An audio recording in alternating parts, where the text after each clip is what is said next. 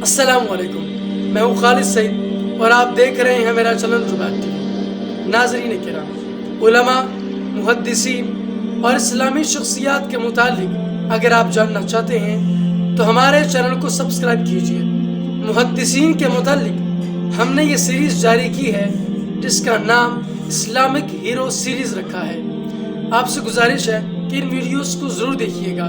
ان کی ویڈیوز کے لنکس میں نے ڈسکرپشن میں دے دیے ہیں۔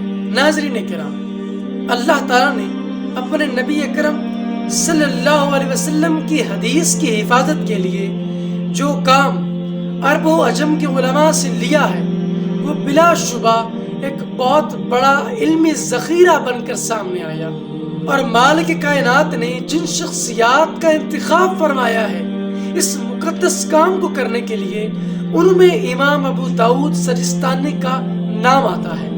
امیر المؤمنین فی الحدیث سیدنا امام بخاری اور سیدنا امام مسلم رحمۃ اللہ علیہ کے بعد اگر کسی شخصیت کا مرتبہ و مقام علم حدیث کے اندر ہے تو وہ امام ابو داؤد السجستانی ہے۔ علم حدیث ہو، فن حدیث ہو، حدیث پر جرح و تعدیل کا معاملہ ہو، سند حدیث کی بات ہو، اصولیات حدیث کی بات ہو، الغرض کوئی بھی علم وہ ایسا نہیں ہے جس پر امام ابو داؤد رحمۃ اللہ علیہ کو دسترس حاصل نہ ہو۔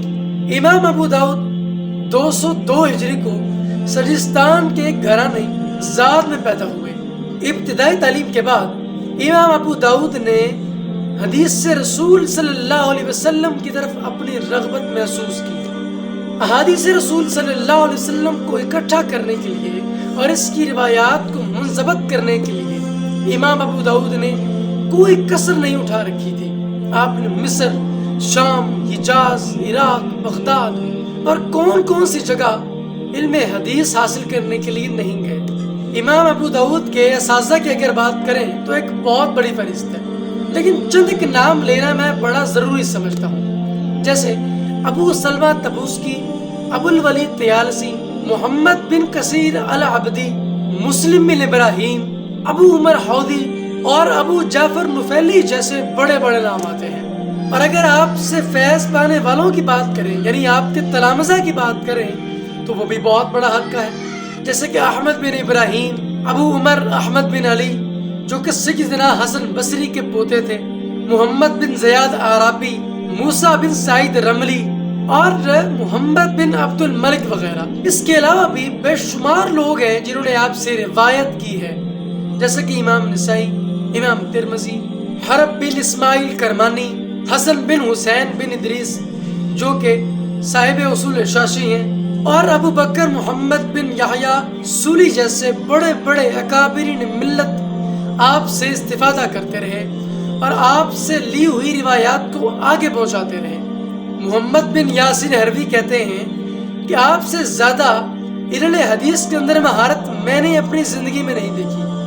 جتنے آپ اجل عالم تھے اتنے ہی سادہ طبیعت اور منکسر المزاج تھے۔ کہا جاتا ہے کہ ایک مرتبہ امام ابو داؤد بغداد میں تشریف فرما تھے، ساتھ میں آپ کا ایک شاگرد بھی تھا۔ آپ شام کو مغرب کی نماز پڑھنے کے بعد اپنے گھر تشریف لے آئے۔ اچانک کسی نے آپ کے گھر کا دروازہ کھٹکھٹایا۔ آپ کے خادم نے جا کر دیکھا تو دروازے پر امیر ابو احمد موفق کھڑا تھا جو کہ والی بغداد تھا اس وقت۔ تو آپ کے خادم نے آ کر کہا کہ امیر آئے ہیں۔ آپ بڑے حیران ہوئے۔ آپ نے امیر کو اندر بلایا اور پوچھا کہ اس وقت امیر کو کون سی ضرورت میرے دروازے پر لے آئی۔ امیر کہنے لگا کہ میری آپ سے چند گزارشات ہیں، اگر وہ آپ کی بارگاہ میں قبول ہو جائے تو یہ بہت بڑی سعادت ہوگی۔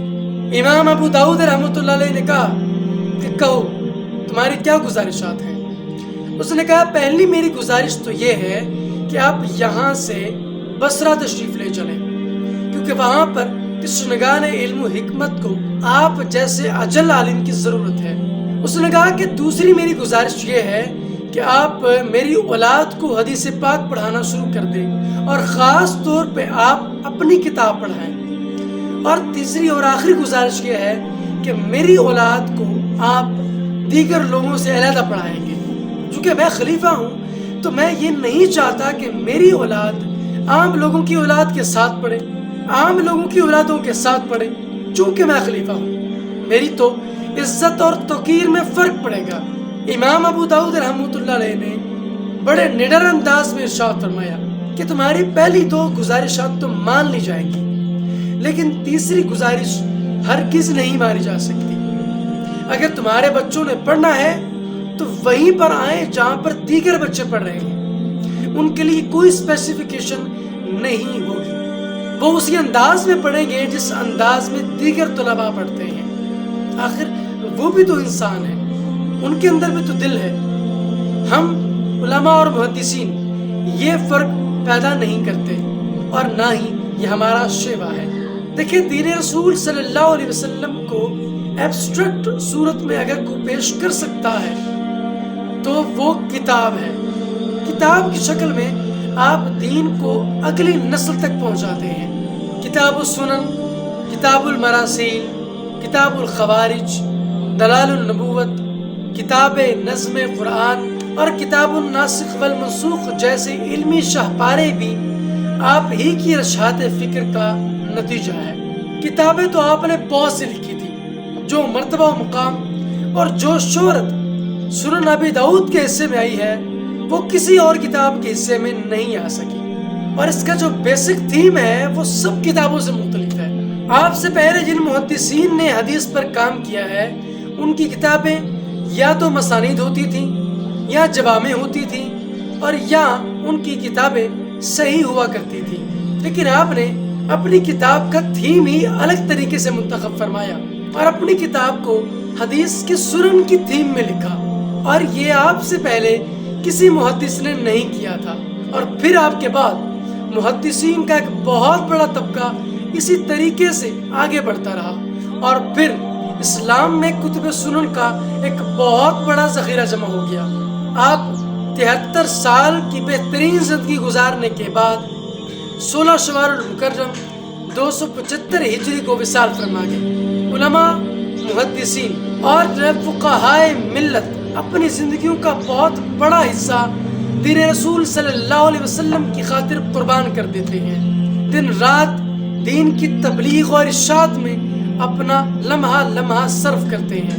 آپ کی شخصیت کے بارے میں بات کرنا ایسے ہی ہے جیسے سورج کو چراغ دکھانا۔ ناظرین، یہ وہ دور ہے جس میں ہمیں ضرورت ہے کہ ہم اپنے ان ریئل ہیروز کو سامنے لائے دنیا کے، جن کو گردش زمانہ کی وجہ سے بلایا جا چکا ہے۔ کیوں نہ دنیا کو بتایا جائے کہ دنیا میں اصل ہیروز کون ہیں، جنہوں نے اپنی پوری زندگی صرف حدیث رسول صلی اللہ علیہ وسلم کے لیے وقف کر دی۔ کیوں نہ لوگوں کو اس کے بارے میں اویئر کیا جائے، لوگوں کو بتایا جائے اصل میں ہیروز کون ہوتے ہیں۔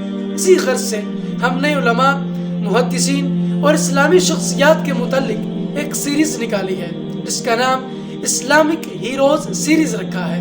ہم بہت ساری ویڈیوز بنا چکے ہیں، ان ویڈیوز کے لنکس میں نے ڈسکرپشن میں دے دیے ہیں۔ آپ کی اس ویڈیو کے بارے میں کیا رائے ہے مجھے کمنٹ سیکشن میں ضرور بتائیے گا۔ ہمارے چینل کو سبسکرائب کریں۔ مجھے امید ہے آپ کو ویڈیو اچھا لگا ہوگا۔ آپ کی اس کے بارے میں کیا رائے ہے مجھے کمنٹ سیکشن میں ضرور بتائیے گا۔ اب میں ملوں گا آپ سے ایک نئی اور انٹرسٹنگ ویڈیو میں، تب تک کے لیے اللہ حافظ۔